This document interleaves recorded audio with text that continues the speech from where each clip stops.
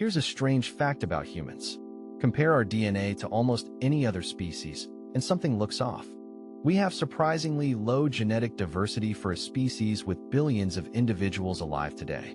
Some chimpanzee populations, with far fewer individuals, actually show more genetic variety than we do. For decades, scientists believed this was a clue that humanity once nearly disappeared entirely. There's even a specific, dramatic event blamed for it: a supervolcano eruption 74,000 years ago. But here's the twist. Recent evidence has seriously challenged this popular story. So did humanity actually almost go extinct? The honest answer is more complicated than most people realize. Let's get into it.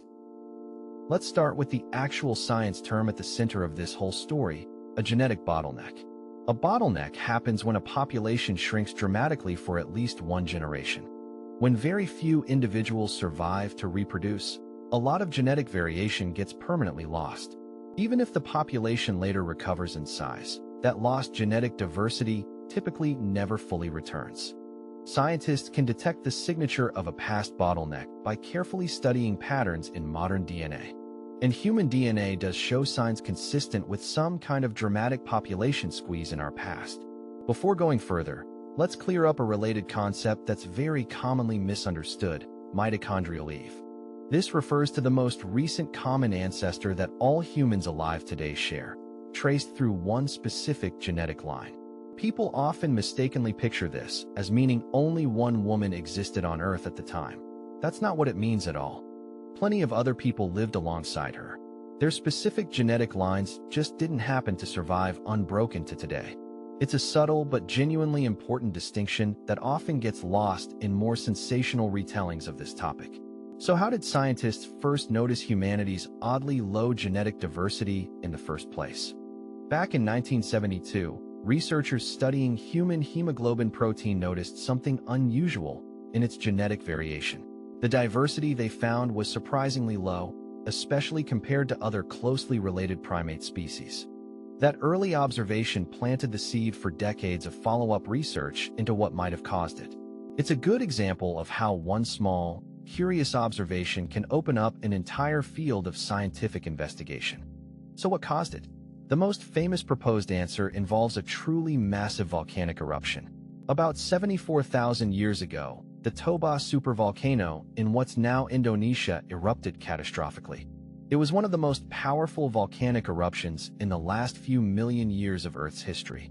Some scientists proposed this eruption triggered a severe, multi-year volcanic winter across the planet. Under this theory, that harsh winter devastated food sources, crashing the human population to just a few thousand individuals. It's a genuinely dramatic story. Humanity supposedly reduced to a tiny handful of survivors worldwide.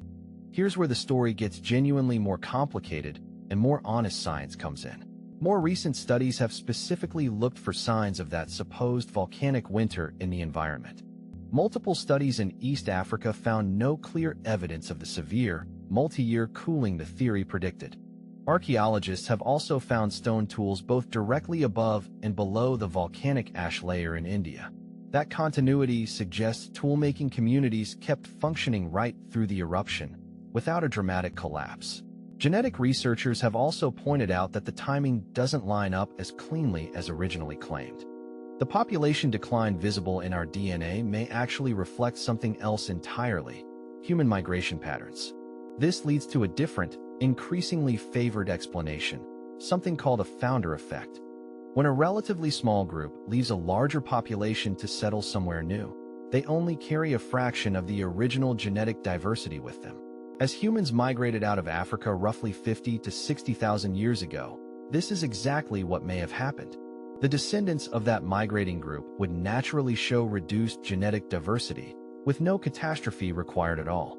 Some researchers also point to a more gradual population decline over tens of thousands of years, rather than one sudden crash. Under this view, humanity wasn't suddenly nearly wiped out. Population size was just naturally low for a very long stretch. So, honestly, did humanity nearly go extinct 74,000 years ago? The current scientific answer is genuinely unresolved. The Toba catastrophe theory was once widely accepted, but it's now considered seriously disputed by many researchers. Low genetic diversity in humans is real and well documented. What actually caused it remains a genuinely open question. This is honestly a great example of how science actually works. Popular stories sometimes get revised as better evidence arrives. While this specific event remains debated, it's worth remembering that other human relatives genuinely did not survive. Neanderthals, close relatives who lived alongside early Homo sapiens, went extinct as a distinct population roughly 40,000 years ago. Denisovans, another closely related group identified through genetic evidence, also disappeared as a separate lineage. Interestingly, both groups left a genetic trace behind. Many people today carry small amounts of their DNA. So while Homo sapiens specifically survived, our broader family tree includes real, confirmed extinction events. There's also a later, better documented period of genuine hardship worth mentioning: the last glacial maximum. Around 20,000 years ago, enormous ice sheets covered huge portions of North America, Europe, and Asia. Livable land shrank significantly, and human populations in many regions faced real, serious survival pressure. This period is much better supported by solid archaeological and genetic evidence than the more speculative Toba story. It's a great reminder that humanity faced multiple genuine periods of serious pressure, even without one single dramatic catastrophe. So what actually helped Homo sapiens make it through these difficult stretches, whatever their exact cause? The adaptability we covered in our Ice Age survival video plays a major role here too. Fire, clothing, and shelter innovation. Strong social cooperation and flexible problem-solving likely mattered just as much as pure population numbers. Being spread across many different regions also mattered. A localized disaster couldn't easily threaten every population at once. Resilience, it turns out, often comes from flexibility and distribution, not just raw starting population size. Quick pause before we continue. Take a guess. Do you think scientists will eventually reach full agreement on what really caused humanity's low genetic diversity? Maybe, as more ancient DNA and archaeological evidence gets uncovered and analyzed with better tools over time. For now, it genuinely remains one of the most actively debated open questions in human evolutionary science. Let's clear up a few common myths before we wrap up. Myth 1. Scientists have definitively proven the Toba eruption nearly wiped out all of humanity. Not accurate. This is a genuinely disputed hypothesis, seriously challenged by more recent evidence. Myth 2. Humanity's low genetic diversity definitely means there was one single dramatic near-extinction event. Not necessarily true. Migration-related founder effects or gradual decline could explain it without any single catastrophe. Myth 3. Every human relative species besides Homo sapiens went extinct due to the exact same single cause. Not accurate. Different hominin lineages likely faced different combinations of pressures over different time periods. Myth 4. Modern humans carry no genetic connection at all to extinct relatives like Neanderthals. Not true. Many people today carry small but real amounts of Neanderthal and Denisovan DNA. Myth 5. Mitochondrial Eve means there was literally only one woman alive on Earth at that time. As we covered, that's a common misunderstanding. Many others lived alongside her. Only her lineage survived unbroken. Myth 6. The Toba supervolcano eruption itself never actually happened and was invented for the theory. Not true. The eruption was genuinely real and massive. What's disputed is specifically its impact on human population size. Let's wrap up with a few fun extra facts. The Toba eruption itself was genuinely real and enormous, even if its exact impact on humans remains disputed. It ejected an estimated 1,700 cubic miles of material, among the largest eruptions in millions of years.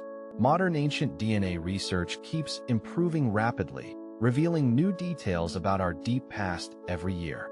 Some researchers now study tiny amounts of DNA from ancient soil itself, without needing actual bones or fossils. It's a genuinely exciting time for this field, with major discoveries still actively reshaping the story. Okay, let's bring this all together. Humans do show unusually low genetic diversity, a real, well-documented scientific observation.